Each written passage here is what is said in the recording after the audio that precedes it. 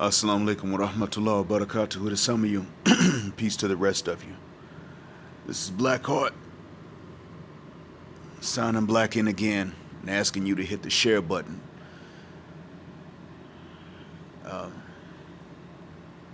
Because the message is more important than the messenger. We black folks have a serious habit in the community of taking words we don't know and misusing them, trying to sound intelligent. We are people that are intellectually intelligent but linguistically jacked up.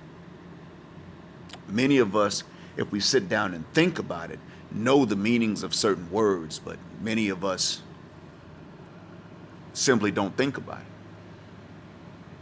And so we take these words and we use them in the wrong context.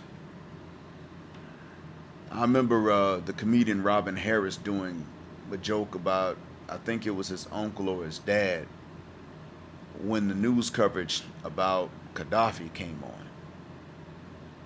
And Gaddafi had some hostages. And his uncle said something about, well, hell, I can't get a cup of Gaddafi in a restaurant. I tried to get some hostages with my eggs. He wouldn't give me none, something like that. He didn't know the difference between hostage and sausage and Gaddafi and coffee. And it was a good comedy skit that was funny. I'm pretty sure his uncle or his dad did know the difference, but in real life, but for comedic purposes, they didn't. And so that being said, you can laugh at that when you're in a comedy show, but when you're talking about serious issues, that's not the time. That's not the time to start getting all these words wrong in the name of keeping it real. And there are four words that really come to mind. One being underused, or never used at all, and the other one's being misused. And the first example of this is going to be alpha. Now, in order to address the misuse of the word alpha, I have to address the misuse of the word beta and the non-use of the words omega. The first thing that needs to be understood is that a man named Rudolf Schenkel in the 40s did a study on wolves in a zoo. He came up with this idea of an alpha pair and everybody else was just underneath him, following them unless they wanted to fight them for supremacy to be alpha. Well, what wound up being the case was that another scientist whose name I forgot, but his last name starts with an M, he went up into northern Michigan to study some wolves. And he found that the hierarchy wasn't as rigid as thought. He found that there were actually an alpha pair, and that then there were the betas that were second in command, and then there were some group underneath the betas, and then there were the omegas who really got picked on, disrespected, abused, and eventually even driven out. Then others came along and found that the studies were false, that the hierarchy of wolf packs was really not as rigid as what they thought, and that the reason that there seemed to be an alpha mating pair was because they were the parents of the others. And people have since found that a wolf may go and join another pack. A male may join another pack, and then he mates with one of the daughters. Or that a female may join a pack and she mates with one of the sons. And that's how it works. An unrelated non-offspring member may join a pack, and that non-offspring member, because that's not incest, could then mate with one of the wolves, one of the offspring wolves of the opposite gender. And that this can happen. Now, there are ways that wolves seek out permission to do this. And if they sneak off and mate without permission, they could get attacked. This does happen. But ironically, the hierarchy is not as rigid as what we thought. Now, are there omegas? I'm sure there are. Are there alphas and betas? I'm sure there are. But even then, it's not necessarily as rigid as what we may have thought. But we don't know what these words even mean. And the proof is in how we misuse these words. We take someone, first of all, we take human beings, mostly males, and compare them to wolves. Now, both species may be intelligent and highly social and organized, but we're not the same species, first of all. Secondly, you take someone like Russell Wilson and call him a beta. He's only beta, as I mentioned before, when you compare him to the coach and to the team owners. You take someone like Future and you call him an alpha. Future has record promoters and people to whom he must also answer. He may be alpha on stage. In the business room, he's the beta. You take somebody like 50 Cent. He's alpha to us in our minds. But he has directors. When he's on set making the movies through which we see him as an alpha, he's actually the beta in comparison to the director and in comparison to whoever is funding the movie. Oh, that's not all. On stage, he's the alpha. But in the business meetings, when the decisions are being made as to what he'll do and say and what he can't do and say, he becomes the beta and we don't know about it. And when I say beta, I'm still talking about second in command. I'm not even talking about the omegas. But we take men that may be betas and either we categorize them as omegas, but we call them betas, or we categorize them as alphas and we call them alphas. Because we don't know what we're talking about. Because culturally speaking, we're still niggas. Niggas make mistakes like this. They might have intelligence, but they don't know how to explain it. Niggas like to teach without knowing how to explain what they're trying to teach, even if they understand it. Niggas still lacking knowledge, but want to be the teacher, the professor, even the head of the department. And it shows in our vocabulary and how we misuse it and our lack of nuance. We don't even know that we're using terms that were originally taken from the Greek alphabet and applied to wolves to study wolves, which all of us would agree are not nearly as complex as we are. We don't have the same nature as them. Even when we get hungry, how do you know? As soon as they start starving, they'll kill some of their pups. What about us? We got to starve for years before we would consider taking our kids out. Oftentimes, if there is a drought and people die of starvation, the kids die of starvation. They don't die because the parents killed them. Not even for something to eat. Different natures. Similar in certain ways.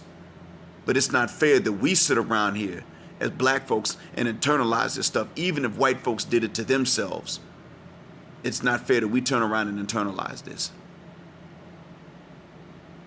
It's not fair to ourselves.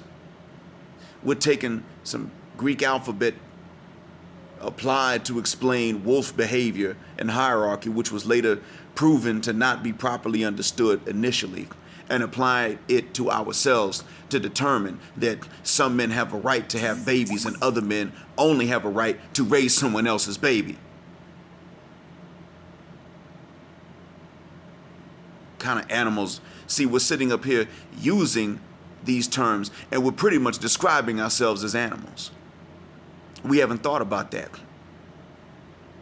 Another one is the use of the term diaspora. Niggas. Could you please stop misusing this term diaspora?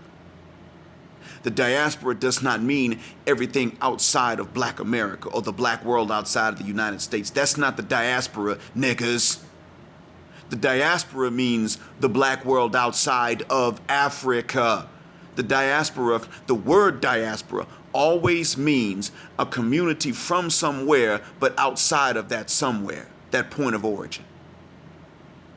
The Somali community is Somalia and its diaspora, Somalis living outside of the boundaries of Somalia. That includes Kenya right next door, Tanzania not too far away, Yemen, the Gulf Arab countries. It includes the Somali communities in Egypt, in Scandinavian nations, in Canada and the United States, and the UK and Australia. All these Somali communities outside of Somalia are called the diaspora. Ask one of them what that word means. The same thing goes for Nigeria. And just to make sure you niggas understand what I mean, when I say the Nigerian diaspora, that does not mean all of the Nigerian community outside of Somalia, because it's not where they're from, niggas. It means all of the Nigerian communities outside of Nigeria. That's what it means.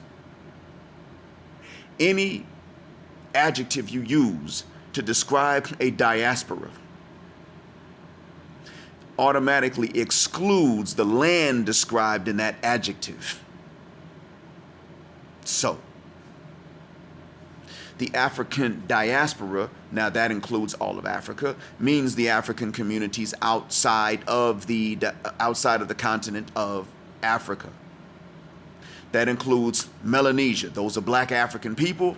You can look at them and tell, but they're outside of Africa. You look at them, you don't always know that they're not African until you see maybe a few traits that became geographically specific. Like Aborigines having any texture of hair, oftentimes though straight, full beards in the men, and they're black. Those Aborigines, they're Africans as part of the diaspora.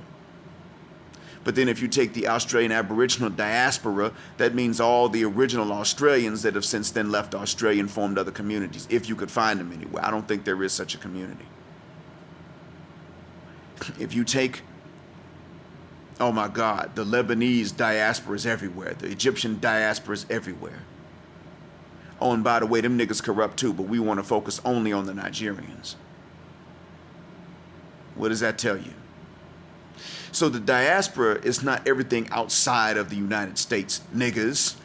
The diaspora includes Black America and Jamaica and Barbados, Curacao, both St. Martins, the Dominican Republic, Haiti, the Bahamas. It includes the black communities in Mexico, like Costa Chica.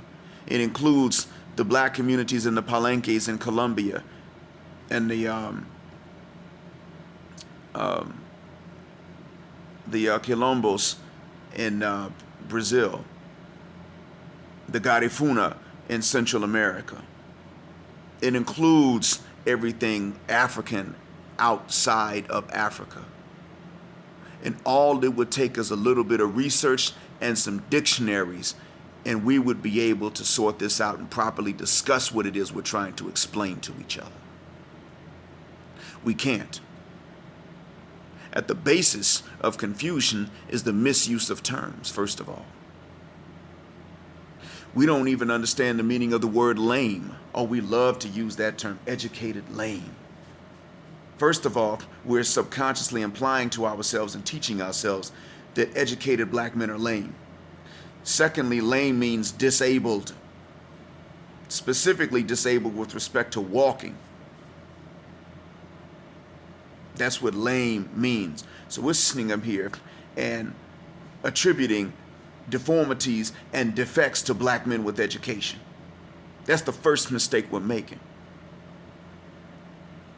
Then we want to talk about the opposite, Pookie and Ray Ray. Those are just nicknames. Everybody nicknamed Pookie ain't a thug or an idness nigger. Everybody named Ray Ray ain't that way. Everybody living in the hood ain't an idness nigga tearing the hood apart. So here we are trying to misuse these terms. Now, sometimes trying to do it. Pretty much saying that we black folks can't have any nuances and strike any middle grounds. That's really what we're saying to each other. And that's not the case. That's not the way it works. I'm tired of this mess. Niggas don't want to know what words mean before they start using them and misusing them. Niggas, niggas, niggas, please learn your vocabulary before you start trying to teach and explain stuff. That's all I'm asking. We need to have the discussions we're having, but correctly. I hope this has been a benefit. Assalamu alaikum. Black Heart signing, black out. Niggas.